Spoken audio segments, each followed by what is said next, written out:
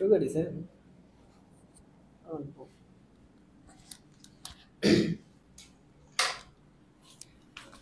আসসালামু আলাইকুম প্রিয় অ্যাডমিশন যোদ্ধা। আজকের লাইভ ক্লাসে তোমাদের সবাইকে স্বাগত। তো আমরা নিয়মিত অ্যাডমিশন লাইভ প্রোগ্রামে অংশগ্রহণ নিয়মিত অ্যাডমিশন লাইভ প্রোগ্রাম চালু করেছি স্যাট একাডেমির পক্ষ থেকে। তো তারই আন্ডারে আমরা কেমিস্ট্রি অ্যাডমিশন জার্নি এই প্রোগ্রামটি থাকবে সম্পূর্ণ লাইভ প্রোগ্রাম। তো এই প্রোগ্রামে আমরা টোটাল 30টি লাইভ ক্লাস এবং 30টি এক্সাম রেখেছি। প্রতিটি লাইভ ক্লাসের শেষে একটি করে এক্সাম থাকবে। তো আজকের লাইভ ক্লাসটি 6:45 হওয়ার কথা ছিল, কিন্তু লোডশেডিং এর কারণে একটু লেট হয়ে গেল। আচ্ছা, তো আমরা ইতিমধ্যে প্রথম একটা লাইভ ক্লাস নিয়ে নিছি, লাইভ ক্লাস 1, ওটা ছিল ল্যাবরেটরি নিরাপত্তার উপর। এখন আমরা লাইভ ক্লাস 2 করব, সেটা হচ্ছে ল্যাবরেটরি। আচ্ছা সরি, হ্যাঁ, আমরা লাইভ ক্লাস 1 করছিলাম ল্যাবরেটরি নিরাপত্তার উপর। দেখো এখন আমরা লাইভ ক্লাস 2 তে চলে যাব। ওকে, দেখো লাইভ ক্লাস 1 এ কিন্তু আমরা ল্যাবরেটরি নিরাপত্তার যাবতীয় সবকিছু কিন্তু আমরা কমপ্লিট করে দিয়েছি। তো আজকে আমরা দেখব লাইভ ক্লাস 2 হচ্ছে গুণগত রসায়ন পার্ট 1। এটা আমরা 4 ভাগে ভাগ করছিলাম। তো আজকে আমরা প্রথম পার্টটা নিয়ে আলোচনা করব। তো 4 ভাগের প্রথম 3 ভাগে আমরা থিওরিটিক্যাল এবং যে আমাদের কুইজ নেওয়া হবে, প্লাস হচ্ছে চতুর্থ যে অংশটা আছে সেটা হচ্ছে তোমাদের বিগত বছরের প্রশ্ন সলভ করা হবে। ওকে, তো আর কথা না বাড়িয়ে শুরু করে দিই। দেখো প্রথমত আমরা দেখব যে থিম 1 পরমাণু। থিম 1 পরমাণু। তো আমরা জানি সকল বস্তু হচ্ছে অনুপরমাণু দিয়ে গঠিত, মানে পরমাণু দিয়ে গঠিত। একটা বস্তুকে ভাঙতে ভাঙতে থাকলে আমরা শেষ পর্যন্ত পরমাণু পাই। তো এই পরমাণু প্রথমে আবিষ্কার করছে যে ডাল্টন। পরমাণু আবিষ্কার করছে কি ডাল্টন।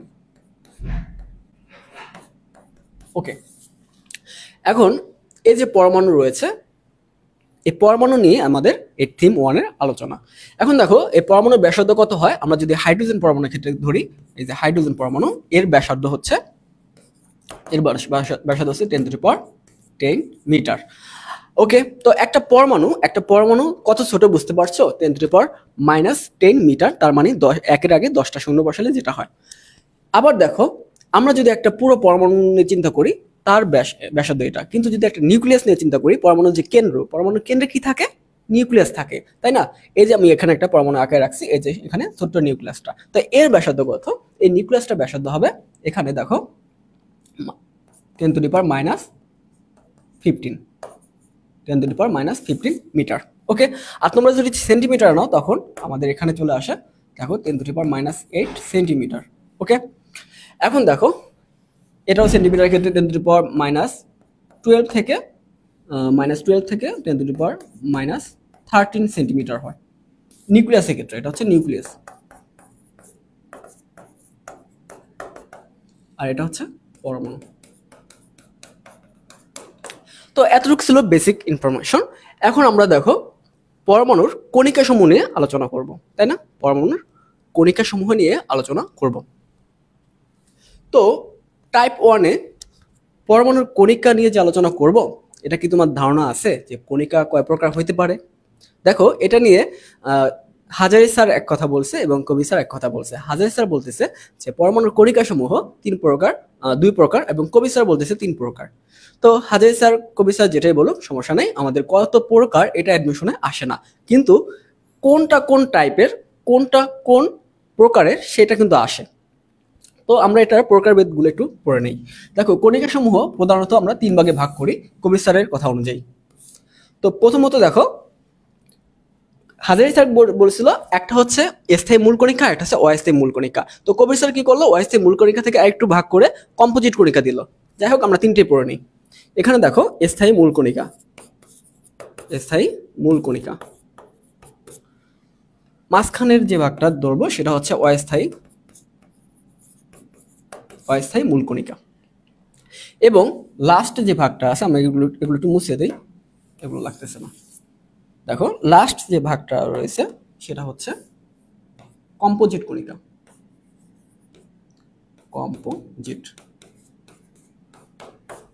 কম্পোজিট কণিকা। তো এই যে 3 প্রকার কণিকা সমূহ রয়েছে, স্থায়ী মূল কণিকা, অস্থায়ী মূল কণিকা এবং কম্পোজিট কণিকা, এগুলি ঘুরে ফিরে পরীক্ষা আসে। এখন দেখো স্থায়ী কণিকাগুলো কি কি ছিল এটা আমরা সবাই জানি। বলো স্থায়ী মূল কণিকা কি কি ছিল? স্থায়ী মূল কণিকা ছিল হচ্ছে, এটা আমাদের সবার জানা, এখান থেকে প্রোটন, নিউট্রন, ইলেকট্রন, এই তিনটা হচ্ছে স্থায়ী মূল কণিকা, এটা আমরা সবাই জানি। আচ্ছা, তোমরা কে কোথা থেকে লাইভটা দেখছো একটু বলো, কমেন্ট করে জানাও এবং দ্রুত শেয়ার করে দাও। এবং কারা কারা ভর্তি পরীক্ষার প্রস্তুতি এখনই শুরু করে দিয়েছো তারা কমেন্টে জানাও। ওকে, তো আমাদের এই লাইভ ক্লাসগুলোর ভিতরে কিন্তু আমরা কমপ্লিট গাইডলাইন দেওয়া হবে যে কিভাবে কতটুকু পড়া উচিত অ্যাডমিশনের জন্য। তোমরা তো জানো যে অ্যাডমিশনে কিন্তু সব পড়তে হয় না। ওকে, এবার আমরা আসি যে কম্পোজিট কণিকাগুলো।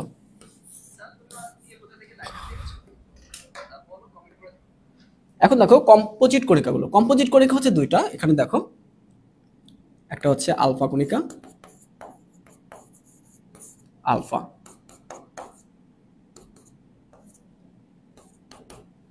আর এটা হচ্ছে ডিউটেরন।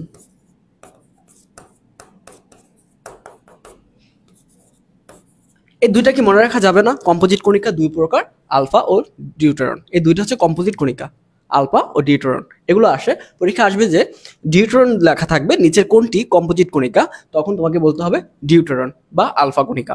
ওকে, এখন বাকি থাকলো আমাদের অস্থায়ী মূল কণিকা। এই অস্থায়ী মূল কণিকাগুলো অনেকগুলো।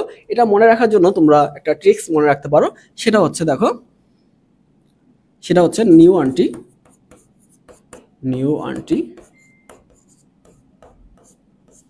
তো নিউ আন্টির নাম কি? নতুন যে আন্টি থাকে তোমাদের পাশে বাসা, যে নতুন আন্টি চলে আসে মাঝে মাঝে, তো এই নতুন আন্টির নাম হচ্ছে মিস বোস।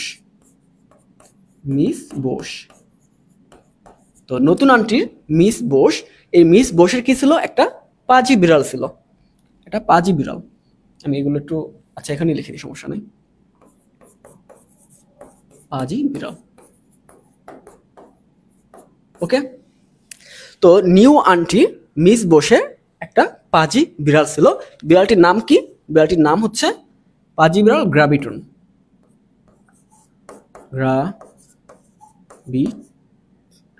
গ্রাভিট্রন। ওকে, গ্রাভিট্রন। এখন এটা দিয়ে আমরা কি মনে রাখতে পারি অস্থায়ী মূল কণিকাগুলো? এই ট্রিক্সটা দিয়ে দেখো কি কি হবে। নিউট্রিনো, এন্টি নিউট্রিনো, এখানে আমরা আরেকটা লিখতে পারি নিউট্রিনো, এন্টি নিউট্রিনো, এখানে দুটো হয়ে যায়। তো একটা হচ্ছে নিউট্রিনো, একটা হচ্ছে এন্টি নিউট্রিনো, এই দুইটা আমাদের হয়ে গেছে। এখন দেখো মিস বোস, মিস হচ্ছে মেসন, আর বোসে হচ্ছে বোসন। ঠিক আছে, মেসন, বোসন। এবং দেখো পাজি বিড়াল, এই পাজি বিড়াল দিয়ে এই পাজিতে আমরা মনে রাখতে পারি পজিট্রন, আর এটা মনে রাখতে পারি কি? পজিট্রিনো। ওকে, আর এই বিড়াল, এখন দেখো বিড়াল কি করে? বিড়াল ম্যাও ম্যাও করে, তাই না? মিউ করে না? তো দেখো বিড়ালের জায়গায় আমরা লিখতে পারি মিওন, আরেকটা লিখতে পারি পাইওনও লিখতে পারি, তাই না? পাইওন, এটাও লিখতে। আর গ্র্যাভিটন, এটা হচ্ছে নিজেই একটা অস্থায়ী মূল কণিকা। ওকে, তাহলে অস্থায়ী মূল কণিকা কয়টা হচ্ছে? একটা, দুটা, তিনটা, চারটা, পাঁচটা, ছয়টা, সাতটা, আটটা, নয়টা পেয়ে গেল। এরকম আরো অনেক কয়েকটা আছে, তো এগুলো একটু মনে রাখতে হয়। তো তোমরা এই ট্রিক্সটার সাহায্যে এটা মনে রাখতে পারো। ট্রিক্সটা কি ছিল? যে নিউ আন্টি মিস বোসের যে পাজি বিড়াল তার নাম ছিল গ্র্যাভিটন। এই শর্টকাটটা দিয়ে তোমরা একটু মনে রাখতে পারো। তো তোমাকে এর চাইতো সহজ এবং সবচেয়ে বেশি ইম্পর্টেন্ট, মানে সবচেয়ে যেটা কার্যকরী শর্টকাট, সেটা আমি দিতে চাই। সেটা কি বলো? সেটা হচ্ছে তোমাকে এগুলো কিছুই পড়তে হবে না, যাও একদম শর্টকাট করে দিলাম। তোমাকে জাস্ট মনে রাখতে হবে আলফা কণিকা, ডিউটেরন, এই দুইটা কি? কম্পোজিট। আর এখানে মনে রাখতে হবে স্থায়ী কণিকা, প্রোটন, নিউট্রন, ইলেকট্রন। এটাও তোমাদের মনে রাখার দরকার নেই, এটা এমনি পারো। ওকে, তো মাঝখানে এটা কি আসবে? দেখো পরীক্ষা যখন প্রশ্ন আসবে মেসন, বোসন, এগুলো কোন ধরনের কণিকা, তখন তোমার মাথায় আসবে কণিকা কয় প্রকার? 2-3 প্রকার, স্থায়ী, অস্থায়ী, কম্পোজিট। এখন দেখো স্থায়ী কণিকার ভিতর কি মেসন আছে, বোসন আছে? গ্র্যাভিটন আছে, নিউট্রিনো আছে, অ্যান্টি নিউট্রিনো আছে? নাই। কম্পোজিট কণিকার ভিতর তো আসি আলফা নিউট্রন, এর বাদে তো আর কিছু নাই। তার মানে এই দুইটা বাদে যা আছে সবই হচ্ছে অস্থায়ী মূল কণিকা। পারা যাবে এবার? ওকে, আচ্ছা।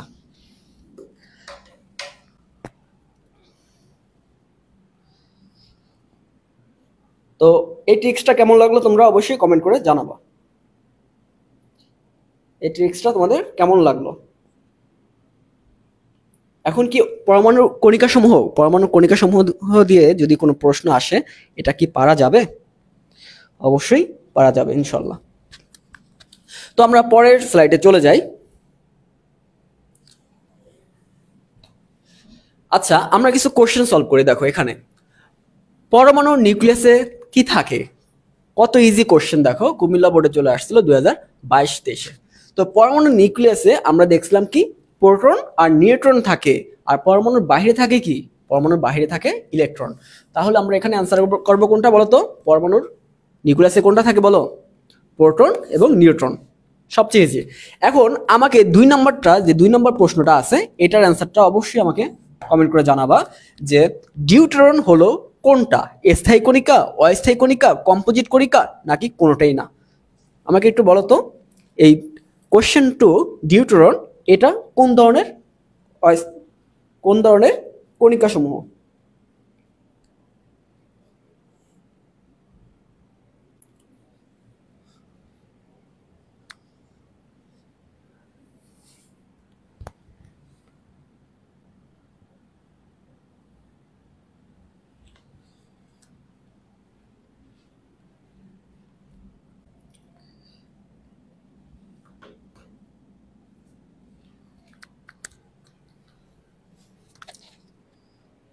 ওকে,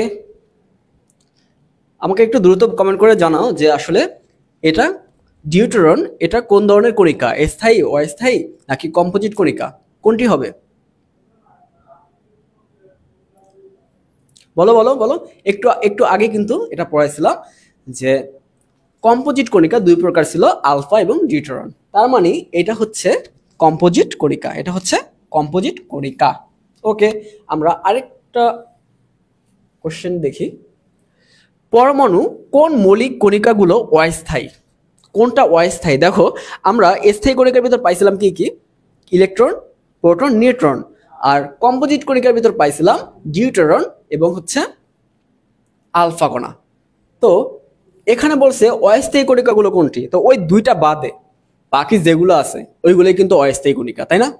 এখন দেখো এখানে ওই দুইটা বাদে কি কি আছে দেখো, মেসন, পজিট্রন, মেসন, পজিট্রন, এই দুইটা হচ্ছে অস্থায়ী কণিকা। আর বাকিগুলো দেখো ইলেকট্রন, প্রোটন, ইলেকট্রন প্রোটন কিন্তু আমাদের স্থায়ী কণিকার ভিতর ছিল কি না? এই যে ইলেকট্রন প্রোটন স্থায়ী কণিকা, প্রোটন নিউট্রন স্থায়ী কণিকা, নিউট্রন ইলেকট্রন স্থায়ী কণিকা, সব স্থায়ী কণিকা। একমাত্র এই মেসন এবং পজিট্রন এটা হচ্ছে অস্থায়ী মূল কণিকাগুলো ছিল, যেটা আমরা সব বাদ দিয়ে দিছি। এবার দেখো 4 নম্বরের যে প্রশ্নটা, সকল মৌলের পরমাণুরই সাধারণ মৌলিক কণিকা হিসেবে কোনটি থাকে? প্রতিটা মৌলে সাধারণ মৌলিক কণিকা হিসেবে কোনটি থাকবে বলতো? পজিট্রন, নিউট্রন, ইলেকট্রন, নাকি সবগুলো? দেখো এই যে ইলেকট্রন, এই ইলেকট্রন হচ্ছে সবগুলো মৌলের সাধারণ মৌলিক কণিকা, কারণ সকল মৌলে এই ইলেকট্রনের উপস্থিত থাকে। ওকে, তো এভাবে যদি প্রশ্নগুলো আসে পরীক্ষায় আমরা কি পারবো কিনা?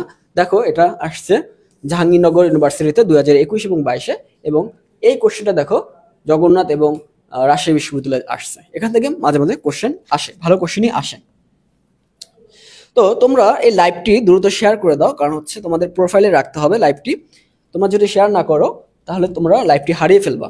আর আমরা নিয়মিত লাইভ প্রোগ্রামে তোমাদের সামনে উপস্থিত হব। পরের থিমটা দেখো, থিম 1-এর টাইপ 2 পরমাণু মডেল। তো পরমাণু মডেল আমাদের কিন্তু একাডেমির মতো A to Z সব মুখস্থ করার দরকার নেই, আমাদের এখানে স্পেসিফিক কয়েকটা তথ্য জানলেই হয়। যেমন দেখো রাদারফোর্ড পরমাণু মডেলের কি কি বলছিল ওই কথাটা, এবং এর সীমাবদ্ধ কি কি ছিল, এই কয়েকটা বিষয় তোমরা একটু একবার রিভিশন দিয়ে দেবে, পরমাণু মডেল ক্লিয়ার হয়ে যায়। দেখো রাদারফোর্ড পরমাণু মডেলের ক্ষেত্রে কি ছিল, যে ওই স্বর্ণপদ পরীক্ষা করছিল, স্বর্ণপদ পরীক্ষা করছিল, এই পরীক্ষা করে ও কি পাইছে, একটা নিউক্লিয়াস পাইছিল, তাই না? একটা নিউক্লিয়াস পাইছিল এবং এখানে ইলেকট্রনগুলো ছিল, ইলেকট্রনগুলো কি করতো, সৌরজগতের মতো ঘুরতো, এই কথাগুলো বলছে। তো এই মডেলটাকে কি মডেল বলা হয়? এই মডেলটাকে সৌরজগতের মডেলের সাথে তুলনা করছে, যেহেতু এটা সৌর মডেলও বলা হয়। তো এখান থেকে যদি প্রশ্ন আসে যে কোনটি সৌর মডেল, তো বলবো রাদারফোর্ড মডেল। ওকে, এখন দেখো এই রাদারফোর্ড কিন্তু সর্বপ্রথম এই নিউক্লিয়াসটা আবিষ্কার করছে। নিউক্লিয়াস আবিষ্কার করছে কে? রাদারফোর্ড। কিভাবে? ও যখন আলফা কণা করছিল, এখানে নিশ্চিত করছিল স্বর্ণপাত পরীক্ষায়, তখন কি হয়েছে, 1000 একটি উল্টা গেছিল গিয়ে, 1000 না তো 20,000-এ, দেখো 20,000-এ একটি, 20,000-এ একটি এক ইলেকট্রন দিয়ে চলে আসছিল। তার মানে ও বুঝতে পারছে যে পরমাণু কেন্দ্রে একটা ক্ষুদ্র একটা কিছু আছে, যেটা হচ্ছে পজিটিভ চার্জধর্মী। যেহেতু এখানে আলফা কণাগুলো পাইছিলাম, আলফা কণাগুলো কি ধরনের হয়? আলফা কণাগুলো পজিটিভ হয়, চার্জধর্মী হয়, তার পজিটিভকে বিকর্ষণ করবে। এই কথাগুলো আমাদের বলতে হবে। তো পরমাণুর অধিকাংশ অংশই ফাঁকা, এটাও রাদারফোর্ড বলছিল, এই কথাগুলো বলতে হবে। ওকে, তো দেখো রাদারফোর্ড কি আবিষ্কার করছিল? নিউক্লিয়াস আবিষ্কার করছিল কে? রাদারফোর্ড। নিউক্লিয়াস। এখন দেখো, তো রাদারফোর্ড নিউক্লিয়াস আবিষ্কার করার পর ও বুঝতে পারছে যে এখানে একটা কি আছে, প্রোটন আছে, এখানে একটা প্রোটন আছে, এটাও কিন্তু বুঝতে পারছে। আর নিউট্রন যে আছে, এই নিউট্রন যে আছে, এটা হচ্ছে ও অনুমান করছিল যে যেহেতু এখানে যে ভর, প্রোটনের যে ভর, প্রোটনের ভরের চাইতে আরো কিছু বেশি ভর পাচ্ছে, মানে প্রায় ডাবল ভর পাচ্ছে। এখন ওই ভরটা কি, ওইটা কিন্তু অনুমান করছে যেখানে আরেকটা কিছু আছে, সেটা হচ্ছে নিউট্রন। ওকে, তো প্রোটন আবিষ্কার করার পরে নিউট্রন আবিষ্কার করলো, বা ইলেকট্রনগুলো নিউক্লিয়াসগুলো আবিষ্কার করে দিল। আর প্রকৃতপক্ষে যে প্রোটনগুলো আবিষ্কার করছে সেটা হচ্ছে গোল্ডস্টাইন, এটা একটু মনে রাখো। প্রোটন আবিষ্কার করছে কে? গোল্ডস্টাইন। নিউট্রন আবিষ্কার করছে চ্যাডাক, এবং হচ্ছে ইলেকট্রন আবিষ্কার করছে কে? J Thomson. এই তথ্যগুলো একটু মনে রাখো। তো রাদারফোর্ড মডেলের আরো কিছু সীমাবদ্ধতা আছে, ওই সীমাবদ্ধতাগুলো আমাদের একটু পড়া লাগে। যে এটা সীমাবদ্ধতা কি, যে পরমাণু হচ্ছে চার্জবিহীন, গ্রহ কি পরমাণু হচ্ছে নেগেটিভ চার্জধর্মী রয়েছে, ইলেকট্রনগুলো চারপাশে ঘোরে, ইলেকট্রনগুলো হচ্ছে নেগেটিভ চার্জধর্মী, কিন্তু গ্রহগুলো হচ্ছে নিরপেক্ষ। এই কথাগুলো হচ্ছে একটু পড়তে হবে, যেগুলোর ব্যতিক্রম যে বিষয়গুলো আসছে, যে এটার স্বীকার্যগুলো কোনগুলো তোমার ঠিকঠাক হয়নি, হ্যাঁ, ওগুলো। এখন দেখো রাদারফোর্ডের পরে যে মডেলটা আসছে সেটা হচ্ছে বোর মডেল। তো বোর মডেলের ক্ষেত্রে একটু গুরুত্ব দিয়ে পড়তে হয়, কারণ এখানে যে অনেক কিছু রয়েছে। দেখো বোর মডেল কি করছিল, রাদারফোর্ড মডেলটাকে একটু সংশোধন করে ও একটু মডেল দিয়েছিল। ওকে, তো এখানে একটু মনে রাখতে হবে, এই যে বোর মডেলের ক্ষেত্রে যে প্রশ্নগুলো আসে, এটা হচ্ছে এমন পরমাণুর ক্ষেত্রে কাজ করে যেটা একটা ইলেকট্রন থাকবে, 1 ইলেকট্রন বিশিষ্ট পরমাণু। একটি মাত্র ইলেকট্রন বিশিষ্ট পরমাণুর ক্ষেত্রে এটা হবে 1 ইলেকট্রন বিশিষ্ট পরমাণু বা মোল। ওকে, এখন দেখো ও কি বলছিল, যে ইলেকট্রনগুলো একটা নির্দিষ্ট কক্ষপথে ঘুরবে, এই কথাটা বলছিল বোর, যে নির্দিষ্ট কক্ষপথে ঘোরার সময় ইলেকট্রন কি করবে না, শক্তি হারাবে না বা শক্তি গ্রহণ করবে না। কিন্তু যখন এরা হচ্ছে এক জায়গা থেকে আরেক জায়গায় আসবে, এক জায়গা থেকে আরেক জায়গায় আসা যাওয়া করবে, তখন হচ্ছে এরা শক্তি বিকরণ বা শোষণ করবে, এই কথাগুলো বলছিল। তো এই বিকরণ বা শোষণের ক্ষেত্রে যে শক্তির পার্থক্য, এই যে ডেল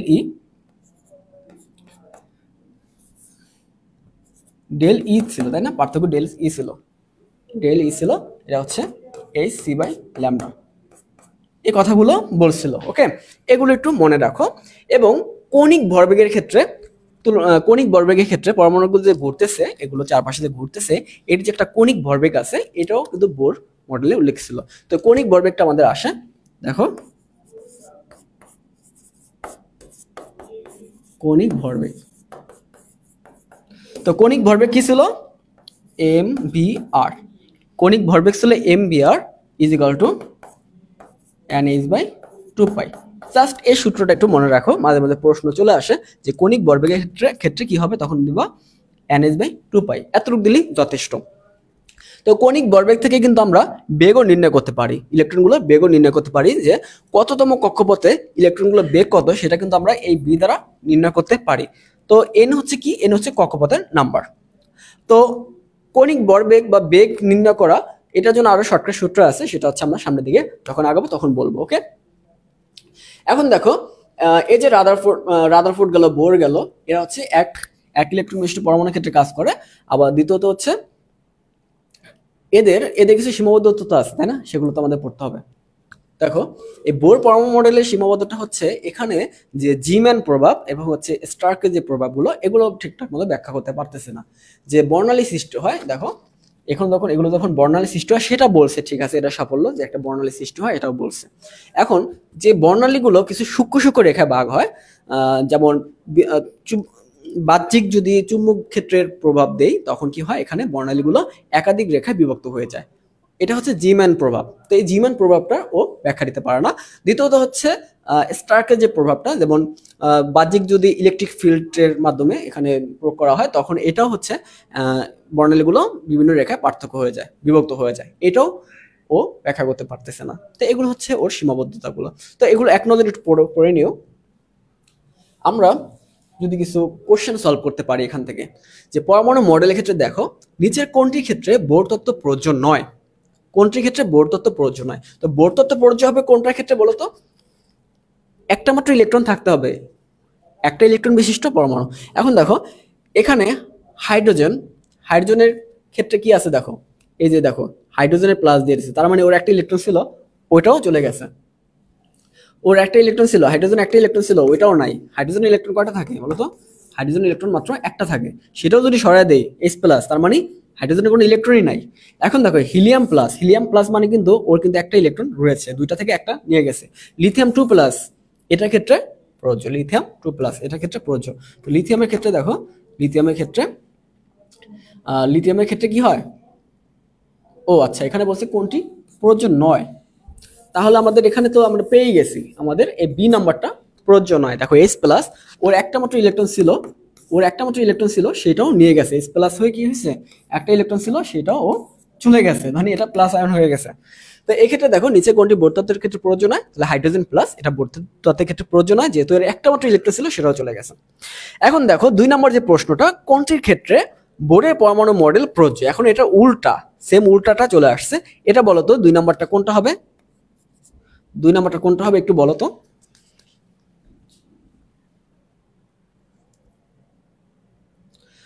কোনটির ক্ষেত্রে বোরের পরমাণু মডেল প্রযোজ্য? হাইড্রোজেন প্লাস হবে, হিলিয়াম প্লাস হবে, লিথিয়াম 3+, নাকি বেরিলিয়াম 2+? কোনটির ক্ষেত্রে বোরের পরমাণু মডেল প্রযোজ্য হবে?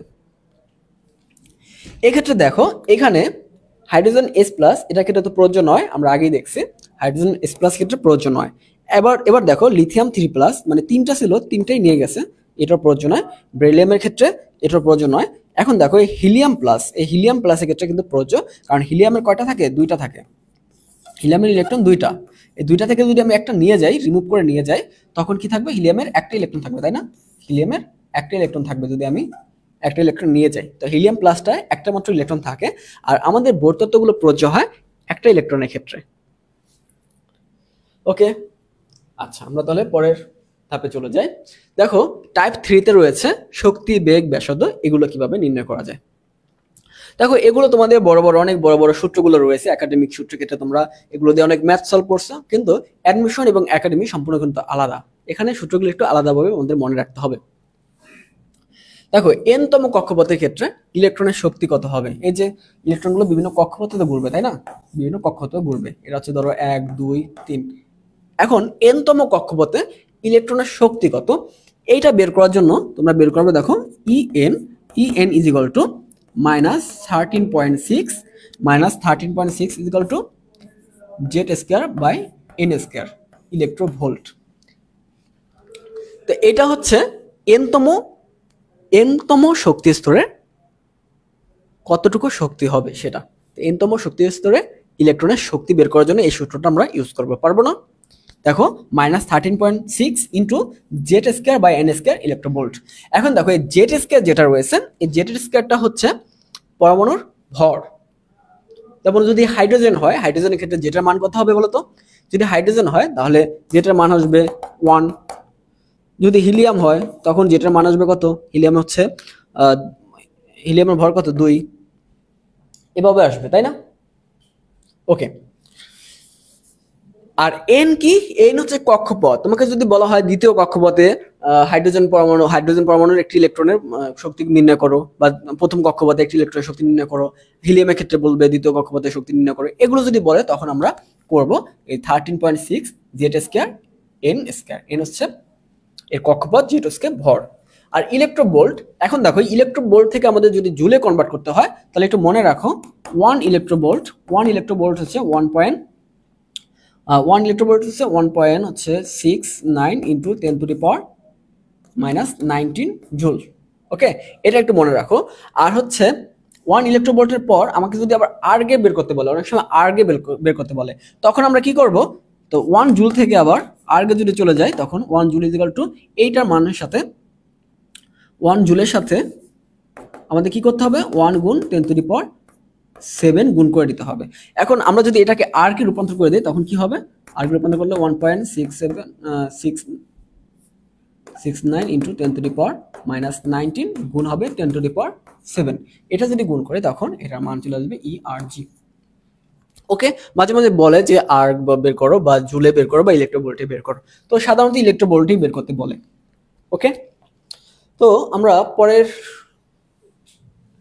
টাইপটা চলে যায়। দেখো এখন বলছে যে এনতম কক্ষপথের ব্যাসার্ধ নির্ণয় করো। তো ব্যাসার্ধ নির্ণয়ের ক্ষেত্রে তোমরা আরেকটু ট্রিক্স খাটাতে পারো, সেটা হচ্ছে দেখো 0. আমি লিখে দেই। তোমরা যদি 8 এনতম কক্ষপথের ব্যাসার্ধ নির্ণয় করতে চাও তাহলে 0.53 মনে থাকবে। 0.53 এটার সাথে আমাদের গুণ করতে হবে কি বলো? এটার সাথে গুণ করতে হবে, ওটা ছিল কি জেড স্কয়ার, এখন হবে কি n square. N square by z, n square by z, এটা মনে থাকবে। ওকে, এটা মানটা বের হবে কিসে? এটা মানটা বের হবে অ্যাংস্ট্রমে। এটা একটু মনে রাখতে হবে, এটা মানটা বের হবে অ্যাংস্ট্রমে। আচ্ছা, এখন দেখো আমাদের যদি বলা হয় যে দ্বিতীয় কক্ষপথে ব্যাসার্ধ নির্ণয় করো, প্রথম কক্ষপথে হাইড্রোজেনের যদি বলা হয় হাইড্রোজেনের প্রথম কক্ষপথে ব্যাসার্ধ নির্ণয় করো, তখন আমাদের কি হবে? 1 এর মান হবে 1। দেখো যদি হাইড্রোজেনের প্রথম কক্ষপথে ব্যাসার্ধ নির্ণয় করি তখন কি আসবে? 1 ইন্টু এন এর মান হচ্ছে 1, জেড এর মানও 1, তার মানে সব মিলিয়ে দিলে এটা হবে 0.53। এখন যদি আমাকে বলে যে দ্বিতীয় কক্ষপথে ব্যাসার্ধ নির্ণয় করো, তখন সেটাও কিন্তু আমরা বের করতে পারি। তখন এন এর মান দিয়ে দেবে কত? এন এর মান দিয়ে দেবে যদি আমরা দ্বিতীয় কক্ষপথের ক্ষেত্রে বের করি 0.53, এটার সাথে গুণ করতে হবে। দেখো উপরে যেহেতু দ্বিতীয় কক্ষপথ, তাহলে 2 দুগুণে 4, নিচে 1, তার মানে 4 দ্বারা গুণ করলে কত হয়? এটাকে 4 দ্বারা গুণ করলে 4 5 20, সাথে 3 4 12, তাহলে 2.12 এটা চলে আসে। 2.12 অ্যাংস্ট্রম, 2.12 অ্যাংস্ট্রম। তো এই পর্যন্ত কি কারো সমস্যা হয়েছে? বুঝতে পারছো?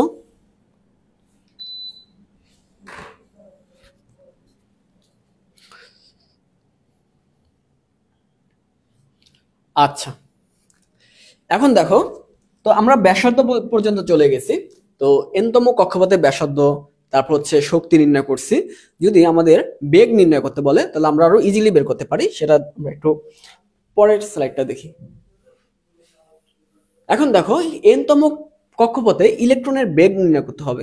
আমরা কিন্তু এর আগে একটা বেগ নির্ণয় করছিলাম, সেটা হচ্ছে যে বোর তথ্য দিয়ে আমরা বের করছিলাম যে mvr is equal to ns/2π। এটা দিয়ে কিন্তু বের করছিলাম, তাই না? এখান থেকে যদি আমরা বিটা এখান থেকে ইজিলি বের করতে পারি, দুইটা পাশে যদি গুণ করে দেয়, ভাগ করে দেয়, তখনই কিন্তু আমাদের বেগটা বের হয়ে যাবে ns/2π। আর এখানে কি করতে হবে? ভাগ করতে হবে mr। ওকে, এগুলো করতে হবে। এগুলো করলে এখান থেকে আমাদের বেগ বের হয়ে যায়, কিন্তু এটা খুবই কমপ্লিকেটেড। তোমাদের জন্য আরেকটা সহজ রুলস দেওয়া যায়, দেখো কিভাবে সহজে করা যায়। সেটা হচ্ছে এনতম কক্ষপথে বেগ যদি আমরা নির্ণয় করতে যাই তখন আমাদের কি বের হবে? দেখো bm ইজ ইকুয়াল টু আমাদের যেই পরমাণুটা থাকবে ওটা তো ভর জানা থাকবে, তাই না? সেই ভরটার সাথে জেডের সাথে আমাদের গুণ করতে হবে কি? জেডের সাথে গুণ করতে হবে 2.19 ইন্টু 10⁻6। এটা গুণ করতে হবে। এতটুকু গুণ করা যাবে না? ওকে, যাবে। এটাকে ভাগ করতে হবে আমাদের এন দ্বারা। দেখো এর ছোট যদি সূত্রটুকু একটু মাথায় রাখতে পারো কোনোভাবে, বেশি কঠিন না, তুমি কয়েকবার খাতায় লিখে ফেলো, মুখস্থ হয়ে যাবে। আমি কথা দিলাম তোমরা কয়েকবার লেখো, মুখস্থ হয়ে যাবে, তোমরা পারবা। তো এই যে বিএন, এই সূত্রটা তোমরা যদি প্রয়োগ করো খুব ইজিলি অনেক বড় বড় ম্যাথ সলভ করে ফেলতে পারবা। আগেই বলছি একাডেমিক এবং অ্যাডমিশন কিন্তু সম্পূর্ণ আলাদা। আচ্ছা, এখন দেখো তোমরা যেহেতু এভাবে বেগটা বের করে ফেলো, এটার মাধ্যমে আমরা বলতে পারি যে এই এততম কক্ষপথে মনে করো যে কততম কক্ষপথ হবে। ধরো এটা হচ্ছে হাইড্রোজেনের ক্ষেত্রে ধরি, হাইড্রোজেনের প্রথম কক্ষপথের ক্ষেত্রে যদি বলি, তখন আমাদের কি আসবে, এন এর মানও 1, জেটার মানও 1, এন এর মানও 1, জেটার মানও 1, তার মানে এটাই হবে এর বেগ, এটি হবে এর বেগ। ওকে, এরপর যদি আমাকে বলে যে আমাকে দ্বিতীয় কক্ষপথের মান বের করতে বলে, তখন আমরা কি করব, তখন দ্বিতীয় কক্ষপথের মান বের করলে এখানে 2 দিব, 2 দিয়ে ভাগ হয়ে যাবে, বাস এভাবে এভাবে চলতে থাকবে, হবে না? হ্যাঁ, এভাবেই আমরা মানগুলো বের করে ফেলবো। ওকে, তো এই তিনটা সূত্র নিয়ে কারো কোনো সমস্যা আছে কিনা? তিনটা সূত্র আশা করি তোমরা যদি একটু খাতায় লিখে নাও, তাহলে এগুলো দিয়ে অনেক বড় বড় ম্যাথ সলভ করে ফেলতে পারবো। আচ্ছা, আমরা কিছু প্রশ্ন দেখি। দেখো, হিলিয়ামের প্রথম এবং দ্বিতীয় শক্তি স্তরের পার্থক্য কত ইলেকট্রোভোল্টে দিতে বলছে। দেখো, গুচ্ছতে চলে আসছিল 22-23, গুচ্ছতে 22-23 এটা চলে আসছিল হিলিয়ামের প্রথম এবং দ্বিতীয় শক্তি স্তরের শক্তির পার্থক্য কত। তো আমরা ইলেকট্রনের শক্তি ক্ষেত্রে কিভাবে পাইছিলাম বলতো? শক্তি ক্ষেত্রে পাইছিলাম যে -13.6 into z square by n square, z square by n square এটা পাইছিলাম, তাই না? এখন যদি আমাকে বলছে যে প্রথম এবং দ্বিতীয় শক্তি স্তরের পার্থক্য নির্ণয় করতে হবে, তার মানে দেখো কি আকার, দেখো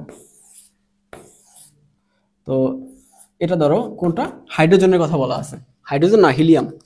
ওকে, তো হিলিয়ামে এটা ধরো প্রথম, এটা হচ্ছে দ্বিতীয়। তো আমরা প্রথম এবং দ্বিতীয় শক্তি স্তরের পার্থক্য, যেহেতু দ্বিতীয় শক্তি স্তরের বেশি শক্তি থাকে, তাহলে দ্বিতীয়টা আগে নিব। তো এখানে দেখো কমন থাকবে কিন্তু -13, এটা আমরা কমন আগেই নিয়ে নিই। এখন দেখো হিলিয়ামের জেড যেটা থাকবে ওইটা, বা আমরা জেড স্কয়ার দিই, z square by helium divided by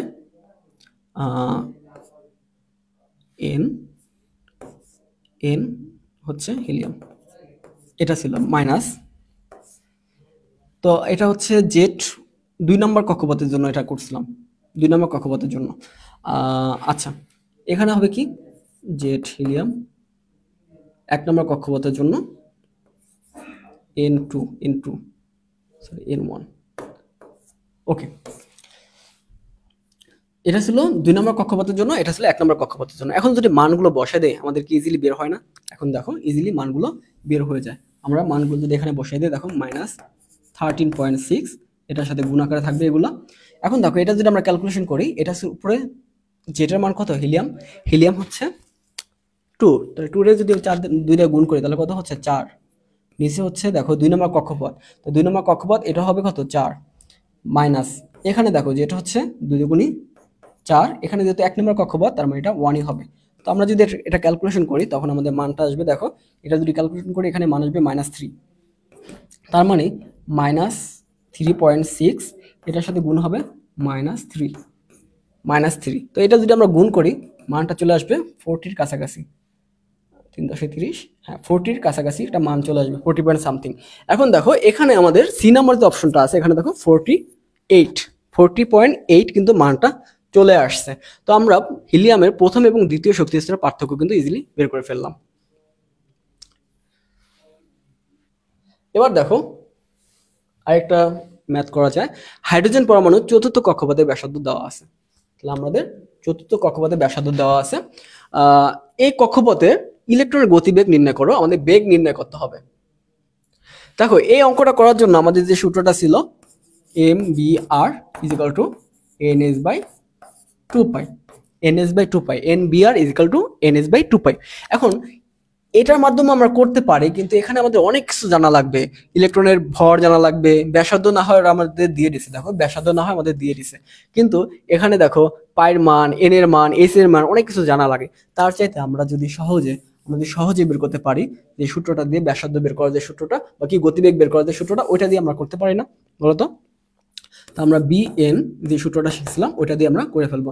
সেটা হচ্ছে যে জেড ছিল, এটার সাথে গুণ দেব 2.9 × 10⁶, আর ভাগ দেব কত, ভাগ দেব n দ্বারা। এখন দেখো এটা কি আছে, হাইড্রোজেন পরমাণুর চতুর্থ কক্ষপথ। তো চতুর্থ কক্ষপথ মানে n এর মান কিন্তু 4, তো চতুর্থ কক্ষপথ হচ্ছে n এর মান 4। তাহলে আমরা এখানে 4 দেখি, এবার দেখো জেড হাইড্রোজেনের ভর কত, হাইড্রোজেনের ভর হচ্ছে অলওয়েজ 1, তার মানে 1 দিয়ে গুণ দেওয়া না দেওয়া একই কথা, আমি ডিরেক্টলি এটা লিখে দিই 2.19 ইন্টু 10⁶। এখন দেখো 10⁶, এখন 10⁶ কোথায় আছে সেটাও কিন্তু আমরা দেখতে পারি, 10⁶ না 5 পর্যন্ত আছে। আচ্ছা সমস্যা নেই, আমরা এখানে 5 বানাতে পারি। দেখো আমরা যদি 21.9 লিখি ইন্টু 10⁵ বানানো যায়, তাকে যদি আমরা 4 দ্বারা ভাগ করি, 21কে 4 দ্বারা ভাগ করলে কত হয় বলতো, 21কে যদি 4 দ্বারা কাটাকাটি করি তাহলে 5 4 20তে 4 5 20 হয়, তাহলে 5 এর চেয়ে একটু বেশি হবে, তাহলে 5 পয়েন্ট সামথিং কিছু একটা আসবে। দেখো এখানে মান কি আছে, দেখো 5.4, সবগুলো 5.4 আছে, আমরা 5.4 রাখি এবং 10⁵, এটা তো 6 হবে না, এখানে 5 হবে যেহেতু আমি একবার পিছিয়ে নিয়েছি, 10⁵। তাহলে দেখো এই মানটার সাথে কোনটা মিলে, 5.4 ইন্টু 10⁵, দেখো সুন্দর মতো দেওয়া আছে, তাহলে এইটা হবে হাইড্রোজেনের চতুর্থ কক্ষপথের গতিবেগ।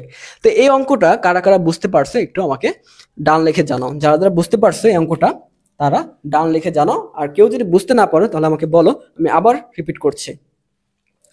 তো এই অঙ্কটা দুইভাবে করা যায়, একটা হচ্ছে ওই যে বোর্ডের তথ্য অনুযায়ী কৌণিক ভরবেগ mvr = ns/2π, ওটা দিয়ে করা যায়, কিন্তু খুবই ঝামেলা হবে, ওখানে সবগুলোর মান ইনপুট দিয়ে আমাদের ক্যালকুলেশন করা বিটগুটের ব্যাপার হয়ে যাবে। আর তোমরা তো জানো অ্যাডমিশনে কিন্তু ক্যালকুলেটর ব্যবহার করার কোনো সুযোগ নেই, তোমাদের হাতে কলমে কাজ করতে হবে, যত বড় বড় ম্যাথ আসুক বা যত যাই আসুক তোমাদের হাতে কলমে ক্যালকুলেশন করতে হবে। তো তোমাদের যদি হাতে কলমে ক্যালকুলেশন করার সমস্যা হয় তো সেটাও আমাদের বলতে পারো। চলো আমরা পরের থিমে চলে যাই। আচ্ছা এখানে দেখো আরেকটা প্রশ্ন দেওয়া আছে কুইজ, বোর তত্ত্ব অনুসারে হাইড্রোজেনের দ্বিতীয় শক্তি স্তরের ব্যাসার্ধ ও শক্তি যথাক্রমে কত হবে। তো দেখো এটা তোমাদের হোমওয়ার্ক থাকবে, তোমরা করে অবশ্যই আমাকে জানাবা। ওকে, তো এই ম্যাথটা তোমরা করে আমাকে অবশ্যই কমেন্টে দিবা। ওকে, তো বোর তত্ত্ব অনুসারে হাইড্রোজেনের দ্বিতীয় শক্তি স্তরের ব্যাসার্ধ ও শক্তি কত। দেখো ব্যাসার্ধ নির্ণয় করা এবং শক্তি নির্ণয় করা দুইটাই কিন্তু শিখিয়ে দিয়েছিলাম, তো তোমরা এবার ওই সূত্রগুলো ইনপুট দিয়ে এটা করে ফেলবো। তারপর আমি সূত্র লিখে নিচ্ছি ব্যাসার্ধ কিভাবে নির্ণয় করবো। ব্যাসার্ধ নির্ণয় করতে ক্ষেত্রে আমরা যে সূত্রটা ইউজ করছিলাম Rn, সেটা হচ্ছে 0.53 ইন্টু n²/z, এটা আছে ইলেকট্রোভোল্টে, সরি। তো এটা দিয়ে আমরা ব্যাসার্ধ বের করে ফেলবো। আর যদি শক্তি বের করতে বলে শক্তি, সেটা বের করবো কিভাবে,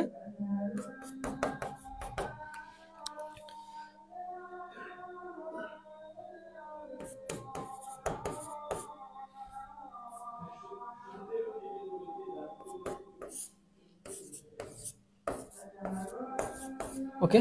তো এই দুইটা সূত্র দিয়ে আমরা কিন্তু বের করে ফেলতে পারি, একটা ব্যাসার্ধ, একটা হচ্ছে এনার্জি। তো পারা যাবে এই দুইটা সূত্র ইনপুট করে এখান থেকে মান বের করা যাবে। ও একটা বিষয় দেখো, এখানে আর্ক পরমাণু দেওয়া আছে, এটা মানে হচ্ছে যে আমাদের শক্তিটা বের হবে কিসে, ইলেকট্রোভোল্টে। ইলেকট্রোভোল্ট থেকে আমরা রূপান্তর করব জুলে। তো 1 ইলেকট্রোভোল্ট আমরা প্রথমে লিখে দিয়েছিলাম, 1 ইলেকট্রোভোল্ট 1.69 ইন্টু 10⁻⁻⁹। এটা থেকে যদি আমরা আবার আর্গে নিতে চাই তাহলে গুণ করতে হবে, আর্গে যদি নিতে চাই তাহলে গুণ করতে হবে আবার 10⁷, তাহলে আমাদের ERG তে মান বের হবে। ওকে, তো এটা করে ফেলবা।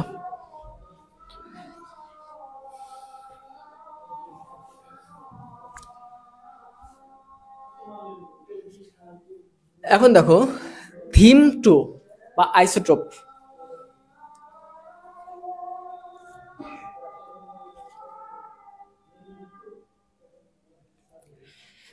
আচ্ছা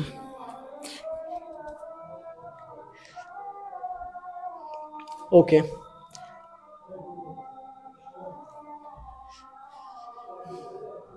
দেখো থিম 2তে রয়েছে আইসোটোপ, আইসোটোন, আইসোবার, আইসো ইলেকট্রন। এই যে বিষয়গুলো রয়েছে এখান থেকে বারবার পরীক্ষায় প্রশ্ন আসে। তুমি দেখো এই জায়গাগুলো আমরা শুধু নাম দেখি কিন্তু বলতে পারি কে কোনটা। ওকে, আইসোটোপ, যদি আইসোটোপের ক্ষেত্রে দেখো আইসোটোপ, আইসোটোপের ক্ষেত্রে দেখো লাস্টে কি আছে, টোপ আছে, এটা থেকে তুমি বলবা যে প্রোটন সংখ্যা সমান, প্রোটন সংখ্যা সমান।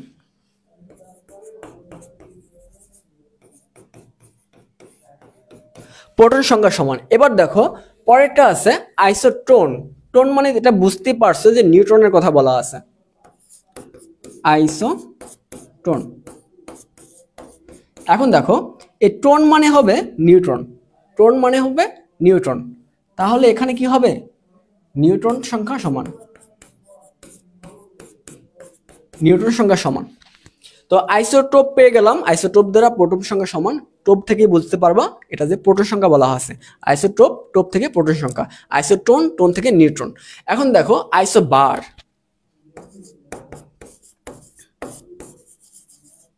এখন আইসোবার দেখো নিচে কি আছে, বার আছে, বার আছে মানে কি, বার আছে মানে ভর, তাহলে এখানে ভর সংখ্যা যার সমান থাকবে সেটাকে আমরা বলবো আইসোভার। তো এখানে ভর সংখ্যা সমান।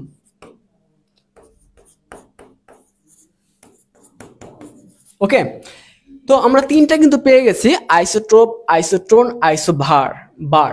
এখন দেখো বাকি একটা আছে আইসো ইলেকট্রন। একটা কথা মনে রাখো যে আইসো এটাই মানে সমান।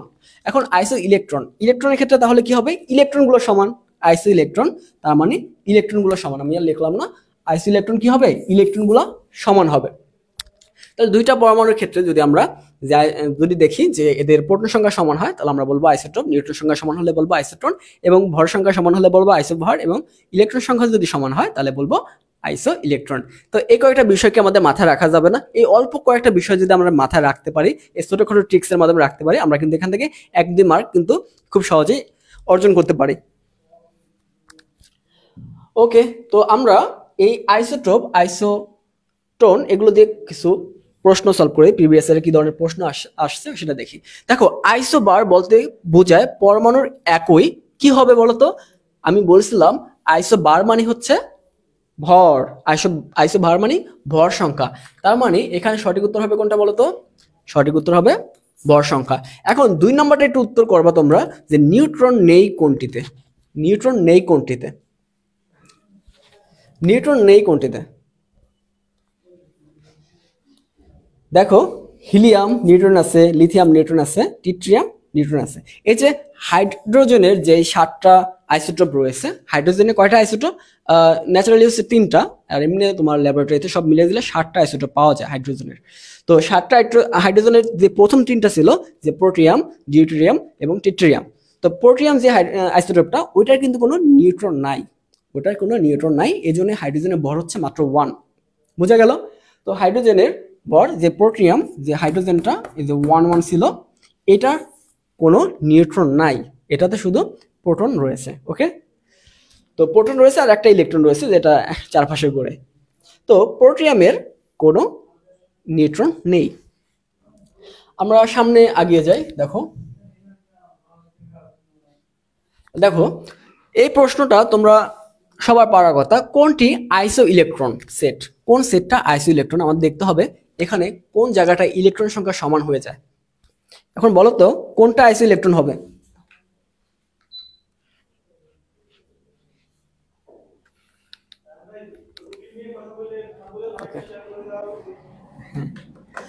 তো লাইভটি তোমরা অবশ্যই শেয়ার করে দাও, তোমাদের প্রোফাইলে লাইভটি শেয়ার করে দিতে হবে, তা না হলে লাইভটি হারিয়ে যাবে। তোমাদের প্রোফাইলে খুঁজে যদি শেয়ার করে রাখো, তোমাদের প্রোফাইল থেকে যখন ইচ্ছা তোমরা দেখতে পারবা, এবং তোমাদের বন্ধুরাও এই লাইভটি দেখে উপকৃত হবে। তো আমাদের লাইভ প্রোগ্রামগুলো কন্টিনিউ হবে। তো কেমিস্ট্রি যে লাইভ প্রোগ্রামটা আছে এটা হচ্ছে আমরা প্রতি সপ্তাহে 3 দিন থাকছে, রবি, মঙ্গল, বৃহস্পতিবার। ঠিক আছে, তো আমরা টোটাল 30টি লাইভ ক্লাস নিচ্ছি। এছাড়াও তোমাদের জামিল ভাই লাইভ ক্লাস নেবে, এবং আমাদের অন্যান্য যেই বিষয়গুলো রয়েছে ফিজিক্স, কেমিস্ট্রি, বায়োলজি এবং আর্টস, কমার্স সব বিষয়ে আমাদের ধারাবাহিক লাইভ ক্লাস ধীরে ধীরে শুরু হয়ে যাবে। তো আমরা এবার 2025-এর সম্পূর্ণ অ্যাডমিশন জার্নিটা তোমাদের সাথেই থাকবো ইনশাল্লাহ।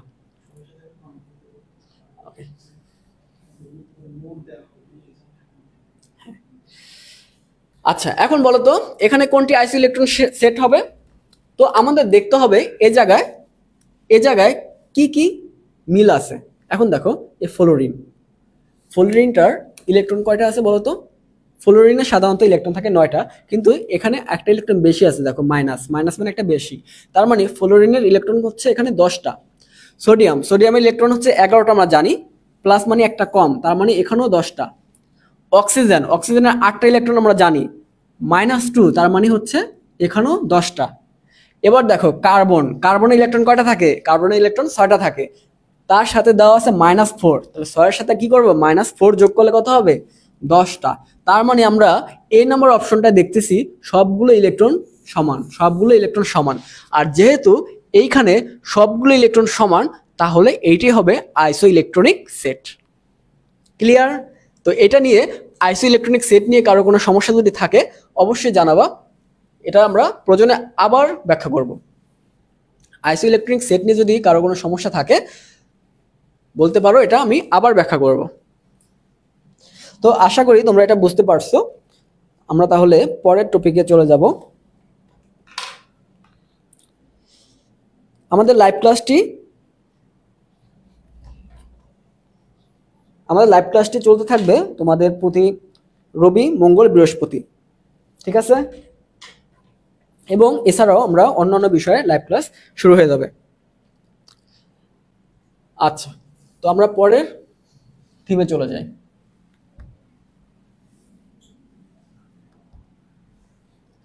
দেখো, পরের থিমটা হচ্ছে খুবই সহজ, পারমাণবিক ভর ও আপেক্ষিক পারমাণবিক ভর নির্ণয়। তো আমরা ছোটবেলা থেকে এটা নিয়ে অনেক কাজ করছি, এটা তেমন গুরুত্বপূর্ণ একটা টপিক না, তারপর তোমাদের নিয়ে রাখছি, এখান থেকে মাঝে মাঝে যদি দু একটা প্রশ্ন চলে আসে সেটা। তো আমরা কোনো কিছু ভর নির্ণয় করি, যে ভরগুলো নির্ণয় করি সেটা হচ্ছে কার্বন 12 যে আইসোটোপটা আছে, কার্বন 12 আইসোটোপের সাথে তুলনা করি, তাই না? তো আপেক্ষিক ভরটা হচ্ছে কি, কার্বন 12 আইসোটোপের 1/12 এটা। তো কার্বন 12 মনে রাখবা। তো আপেক্ষিক পারমাণবিক ভরের ক্ষেত্রে আমরা কোনটা ইউজ করি? কার্বন 12 আইসোটোপটা, কার্বন 12 আইসোটোপটা এটা আমরা ইউজ করি, তাই না? তো এটা কিভাবে আসে? এখান থেকে দেখো, কার্বন 12 মানে কি, ভর হচ্ছে 12, এটাকে যদি অ্যাভোগাড্রো সংখ্যা দ্বারা ভাগ করি 6.02 ইন্টু 10⁻23, এটা দিয়ে ভাগ করলে যে মানটা আসে সেটা আছে 1.67 ইন্টু 10⁻23, এগুলো আসে। ওকে, এখন এটা তাহলে কয়টা আসবে? একটা পরমাণুর ভর আসবে, একটা পরমাণুর ভর আসবে। ওকে, একটা পরমাণুর ভর যখন আসে তখন এটা দিয়ে আমরা কাজটা বের করি।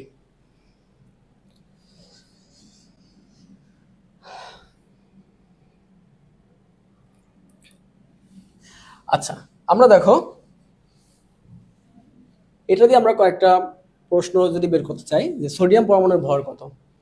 তো সোডিয়াম পরমাণুর ভর যদি আমরা বের করতে চাই, সোডিয়ামের একটা পরমাণুর ভর, তখন কিন্তু আমাদের এটা বের করতে হবে। তো এই জায়গাটা দেখো, আমাদের সোডিয়ামের ভর কত ছিল? সোডিয়ামের ভর ছিল 11। ওকে, সোডিয়ামের ভর ছিল 11। এখন এটাকে যদি আমরা অ্যাভোগাড্রো সংখ্যা দিয়ে ভাগ করি তখন আমাদের মানটা বের হয়ে যাবে।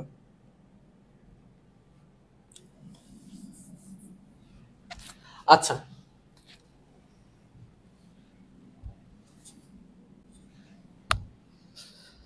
তো আপেক্ষিক পারমাণবিক ভর বা পারমাণবিক ভর, এটা দিয়ে তোমাদের খুব কম পরীক্ষায় প্রশ্ন আসে। এটা হচ্ছে যারা ইঞ্জিনিয়ারিং পড়ে বা ম্যাথমেটিক্যালি, ওদের একটু মাঝে মাঝে আসে। এটা তেমন কঠিন তেমন কিছু না, বা ইম্পর্টেন্ট তেমন কিছু না। তোমাদের সবচেয়ে বেশি এই চ্যাপ্টার থেকে যেটা আসে সেটা হচ্ছে যে পরমাণুর স্থায়ী এবং অস্থায়ী কণিকা সমূহ, এবং যে রাদারফোর্ড মডেল, বোর পরমাণু মডেল, এখান থেকে, এবং যেই ম্যাথগুলো থাকে ইলেকট্রনের শক্তি, কক্ষপথে কোন কক্ষপথে শক্তি থাকে, এগুলো দিয়ে মূলত প্রশ্নগুলো এই চ্যাপ্টার থেকে হয়ে থাকে। ওকে, তো আমরা পরবর্তী যে লাইভ ক্লাসটা থাকবে পার্ট 2-তে, ওইটা আমরা আলোচনা করব হচ্ছে অন্য যে টপিকগুলো রয়েছে, যেমন কোয়ান্টাম সংখ্যা নিয়ে, তোমাদের ইলেকট্রন বিন্যাস নিয়ে, এইসব টপিকগুলো নিয়ে আমরা পরবর্তী লাইভ ক্লাসটা নিয়ে আলোচনা করব। সেটা হবে তো নেক্সট সপ্তাহে রবিবার। তাও আমরা তোমাদের শিডিউল জানিয়ে দেবো, প্রতি সপ্তাহের যে শিডিউলগুলো আমরা তোমাদের নিয়মিত জানিয়ে দেব। তো আমাদের এই লাইভ ক্লাসগুলো নিয়মিত করতে হয়, তোমরা আমাদের পেজে অবশ্যই যুক্ত থাকবা, ঠিক আছে? তো আমরা তো ইতিমধ্যে লাইভ ক্লাস শুরু করে দিয়েছি, তো আমি কেমিস্ট্রি লাইভ ক্লাসটা নিয়মিত চালু রাখবো। মোট 30টা লাইভ ক্লাস চলবে, এবং জামিল রুবাইর রয়েছে তোমাদের কমার্সের জন্য, এবং আমরা নিয়মিত আরও কিছু লাইভ ক্লাস আস্তে আস্তে শুরু করব। তো তোমরা আমাদের সাথে থাকো। আমাদের সকল সাবজেক্টের পুরো 2025 সালে অ্যাডমিশন জার্নির প্রত্যেকটা বিষয়ে আমাদের অ্যাডমিশনের প্রোগ্রাম থাকবে। ওকে, তো আগামী লাইভ ক্লাসে তোমাদের সবাইকে স্বাগত। তো তোমরা সেই পর্যন্ত ভালো থাকো, ঠিক আছে? আল্লাহ হাফেজ।